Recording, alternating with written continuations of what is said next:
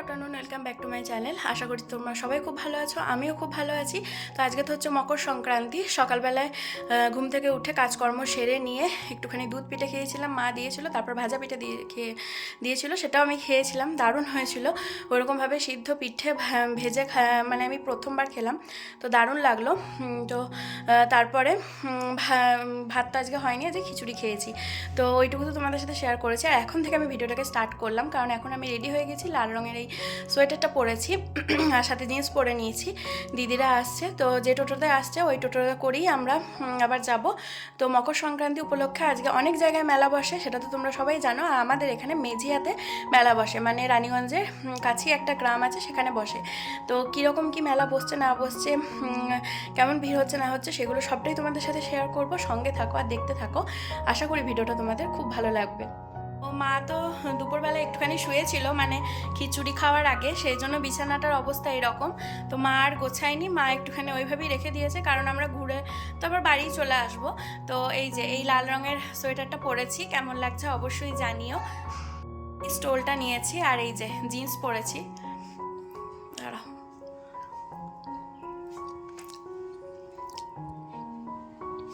বোঝা যাবে।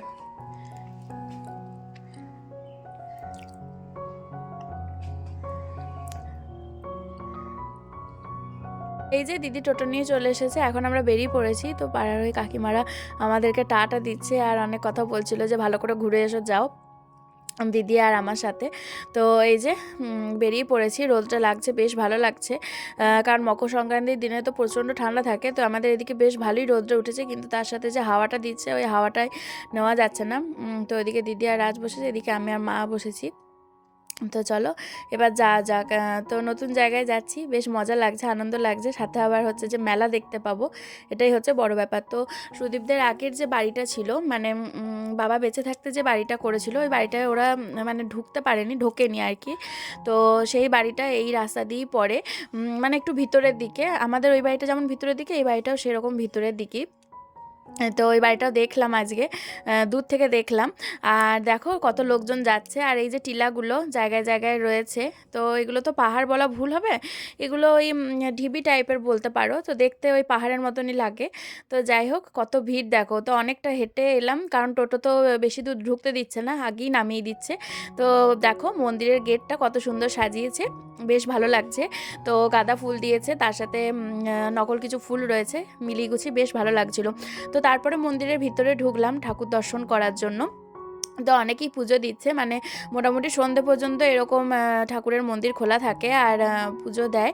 এই জায়গাটা দেখলে তোমাদের বেশ ভালো লাগবে, কারণ মন্দিরের পিছন দিকটা, মন্দিরের চূড়াটা, মন্দিরটা তো দেখালাম, তার এই আশেপাশে অনেক তেঁতুল গাছ রয়েছে, আর এর পিছন দিকটাই হচ্ছে দূরে দামোদর নদটা দেখা যাচ্ছে। তো এখন যেহেতু ঠান্ডার টাইম, তো বর্ষাকাল তো নয়, তো বলে যে মানে যখন বর্ষা হয় আর কি, তো দামোদরের জল ফুলে পেঁপে এই মন্দিরের সিঁড়ি পর্যন্ত চলে আসে। তো এখন দেখো কতটা লম্বা করে চর, তো ওই দূরে কত মানুষজন ঘুরে বেড়াচ্ছে। সত্যি এটা ঘোরার মতনই জায়গা, এত ভালো লাগছিল। তো আমি, মা আর দিদি কেউই নামিনি, আর ওখান পর্যন্ত যাইও নি, কারণ মাকে ছেড়ে একাই যেতে হবে, কারণ মায়ের পায়ে খুবই ব্যথা। তো তারপরে এখানে আমরা টুকটাক সেলফি তুলছিলাম, আর রোদটা এত ভালো লাগছিল কি বলবো। আর এই গাছের ছায়াতে একটুখানি দাঁড়ালাম, আর এখানে রাজ, দিদি, আমরা সবাই বলছিলাম একটু ফুচকা খাবো।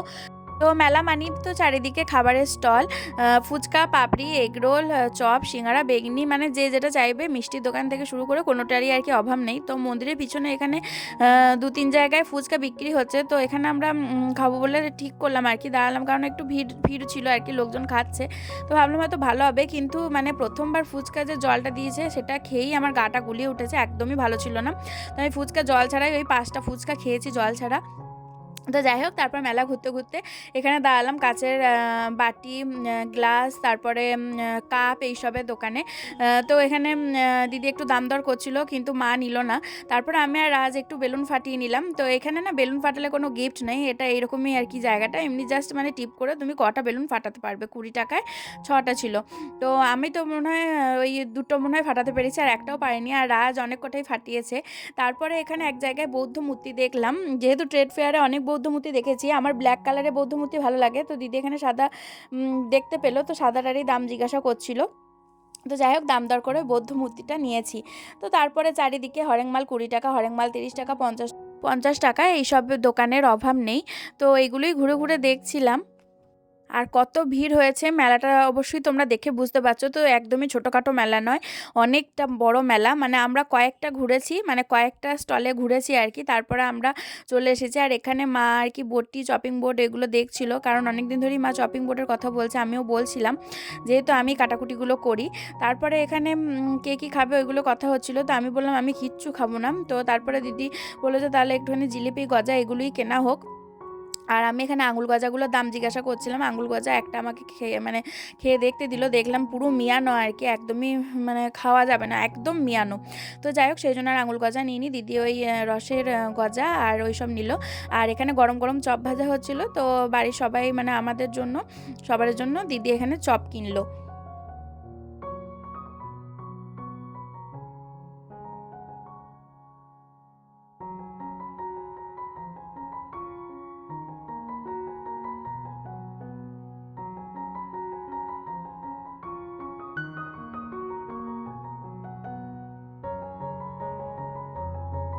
তো আবার টোটোয় করে বাড়ি চলে এসেছি। প্রচুর ভিড় আর প্রচুর বড় মেলা বসেছে, বেশ ভালো লাগছিল দেখতে। আর মেলা থেকে কী কী কিনেছি চলো সেটা তোমাদের সাথে শেয়ার করি। এই যে দেখো একটা কানের ঝুমকা কিনেছি, বেশ সিম্পলের মধ্যে বেশ ভালো লাগছিল, এই ঝুমকাটা নিয়েছি।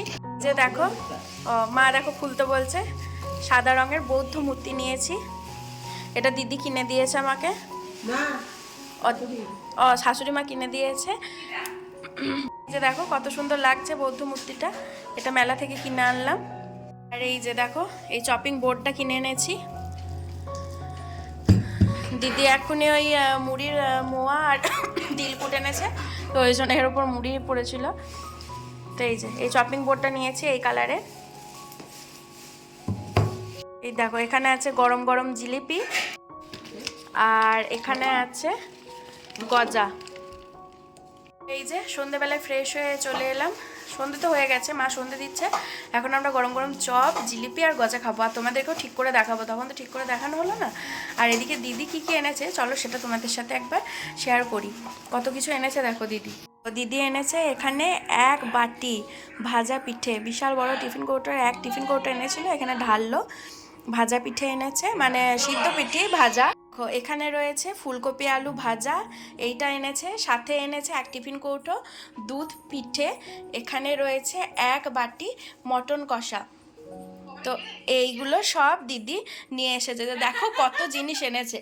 যেদিন খাবার দাবার হয় বেশি বেশি হয়ে যায়, ও বেলায় তো খিচুড়ি ওইসব খেয়েছি, আগের ভিডিওতে সেটা তোমরা দেখতে পেয়েছো। আবার দেখো সন্ধেবেলায় এত কিছু খাবার নিয়ে বসে পড়েছি, জিলিপি গজা চপ, আবার দিদিও অত কিছু খাবার এনেছে।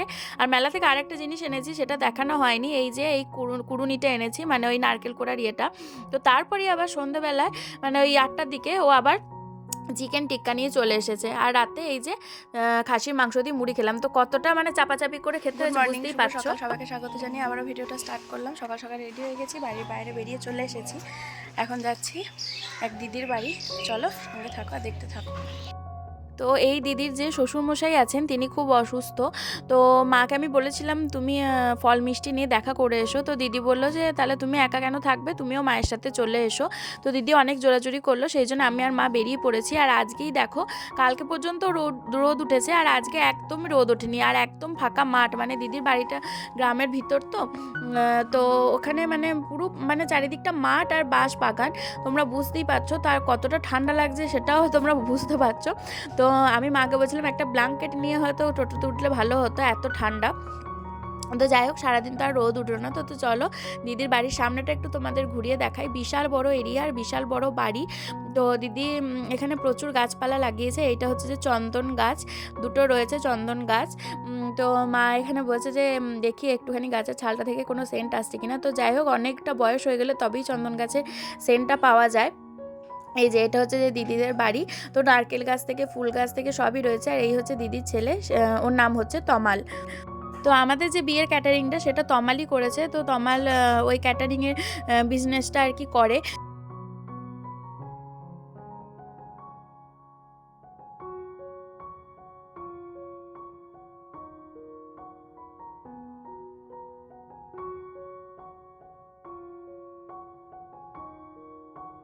তো দিদির ঘরে অনেক মানে ঠাকুরের আর কি পিকচার রয়েছে যেগুলো একদম বাঁধানো।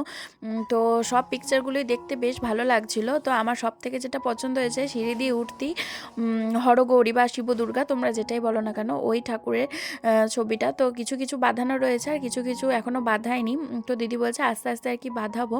তো ঘরের এই যে ডাইনিং প্লেসটা সবটাই নিচে মানে ওপরে রয়েছে, ওপরে একটু ছোট্টর মধ্যে, নিচের ডাইনিং প্লেসের এরিয়াটা অনেকটাই বড় আর সাথে রান্নাঘর রয়েছে। তো চলো দিদির ওপরের রুমটাও একটু তোমাদের ঘুরিয়ে দেখাই। দেখো কত সুন্দর সাজানো গোছানো পরিপাটি করা। দিদি তো শ্বশুরমশাইয়ের ওদিকে সেবা যত্ন করছেই, সাথে দেখো ঘরদোরগুলোও কত পরিষ্কার পরিচ্ছন্ন, তাই না? আর সব সাজানো গোছানো, সাজিয়ে গুছিয়ে রাখা। তো এসেই তো ওনার সাথে আমরা দেখা করেছি, প্রণামও করলাম। তো যাই হোক, তারপরে এখানে উপরের ব্যালকনিতে চলে এসেছি। ব্যালকনিতে প্রচুর দিদির ইনডোর প্ল্যান্টস রয়েছে। আর এটা হচ্ছে যে দিদির জায়ের রুমটা। তো সেও আর কি আমার একটা দিদিই হচ্ছে। তো এই রুমটাও দেখো কত সুন্দর সাজানো গোছানো পরিপাটি।